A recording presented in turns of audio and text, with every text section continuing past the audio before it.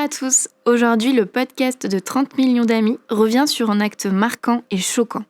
Début décembre 2022, dans le nord-est de la France, un enfant a été poussé par son père chasseur à achever à l'arme blanche un sanglier à l'agonie.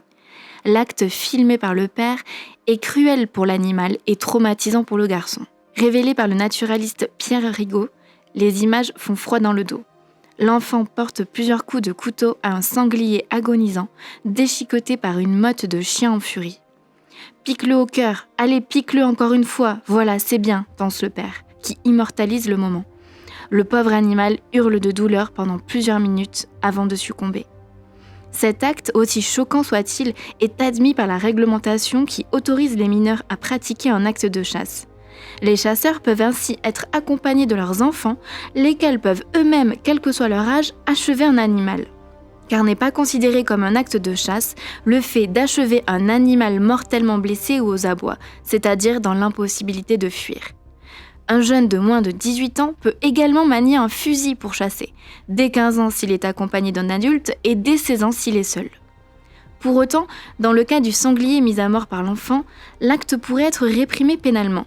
En effet, si l'article L521-1 du Code pénal punit les actes de cruauté et sévices graves exercés contre les seuls animaux domestiques, apprivoisés ou tenus en captivité, il ne serait pas illogique de considérer ici que le sanglier, bien qu'animal sauvage libre, était, au sens de ces dispositions, captif, puisque tenu et bloqué par une meute de chiens. C'est sur ce fondement que l'association Nos Vivencia a porté plainte et effectué un signalement auprès des services de protection de l'enfance.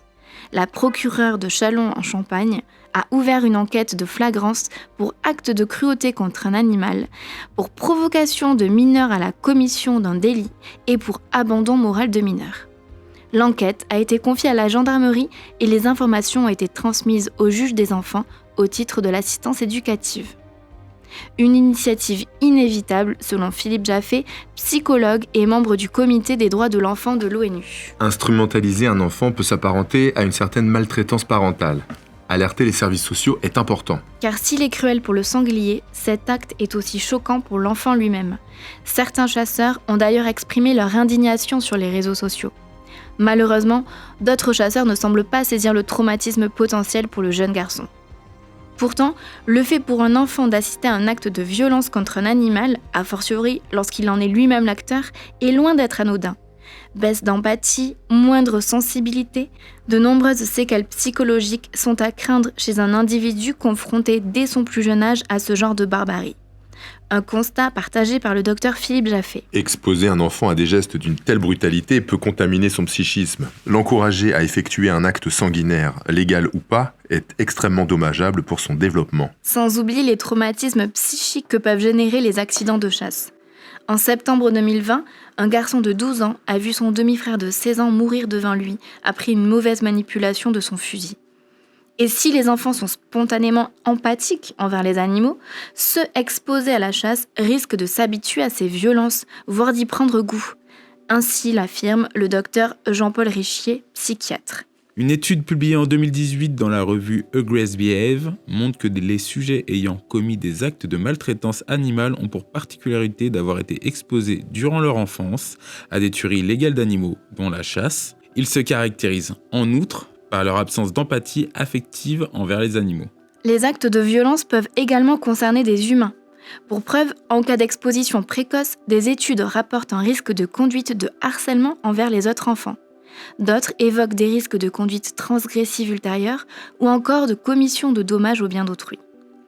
La Fondation 30 millions d'amis demande au ministre de la Transition écologique et solidaire Christophe Béchu d'interdire aux mineurs non seulement l'acte de chasse à l'aide d'un fusil, mais aussi le fait de pouvoir achever à l'arme blanche un animal blessé ou aux abois. En 2019, une proposition de réforme visant à interdire la participation active ou passive des mineurs à la chasse a été couronnée du prix Jules Michelet dans le cadre du diplôme universitaire en droit animalier de l'Université de Limoges, parrainé par la Fondation 30 millions d'amis. Une proposition de loi qui pourrait, espérons-le, inspirer le législateur. La France rejoindrait ainsi d'autres pays, comme la Suisse, les Pays-Bas ou certaines régions d'Argentine, qui ont limité la délivrance du permis de chasse aux majeurs. En l'absence d'une telle réforme, le législateur français pourrait être sommé par l'Europe, comme l'explique la lauréate du prix Hélène Barbry. Deux libertés qui sont mises en balance. La liberté d'amener ses enfants et de les faire participer à des activités, mais il y a aussi la protection de l'enfance. Je pense vraiment que le droit de l'enfant va prévaloir face à la liberté des chasseurs d'amener leurs enfants.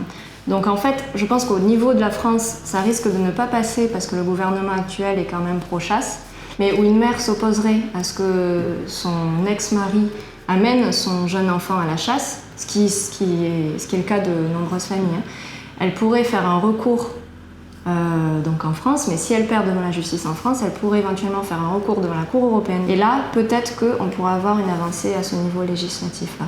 Si ce podcast vous a plu, n'hésitez pas à en découvrir d'autres sur notre site 30millionsdamis.fr et n'oubliez pas de vous abonner à nos réseaux sociaux, Twitter, Facebook, TikTok et Instagram. Merci pour votre écoute et à très vite.